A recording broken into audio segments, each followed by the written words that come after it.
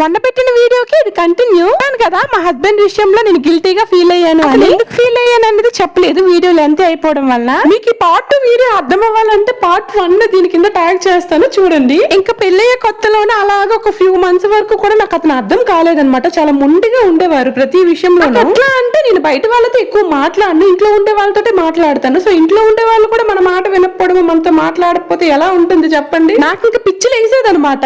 Actual గా నేను అంత ఓపెన్ అప్ కాదు, అంటే ఏదైనా ఉంటే స్ట్రైట్ గా అడిగే రకం నేను కాదనమాట. నేను చిన్నప్పటి నుంచి పెరిగే వాతావరణంలో అయ్యిండొచ్చు, ఏదైనా నాలో నేను అనుకోని ఆగిపోవడం తప్పించి ఎవరికి ఒక మాట అనే రకం అయితే కాదు. అలాగా కొన్ని మంత్స్ అనేది గడిచిపోయాయండి. ముందు వీడియోలో చెప్పాను కదా ఒకరితో కంపేర్ చేశాను అని చెప్పి. నేను ఎవరితో అయితే కంపేర్ చేశానో ఆ పర్సన్ బయటికి హస్బెండ్ వైఫ్ బానే ఉంటున్నారు, బానే మాట్లాడుకుంటున్నారు, ఒకరితో ఒకరు బాగా వినుకుంటున్నారు. నేనేమో వాళ్ళని బట్టి మా హస్బెండ్ ని కంపేర్ చేశాను. అప్పుడు వాళ్ళ గురించి అసలు నిజం తెలిసిన తర్వాత ఇలాంటి పర్సన్స్ తో మా హస్బెండ్ కంపేర్ చేశానని చాలా గిల్టీగా ఫీల్ అయ్యాను.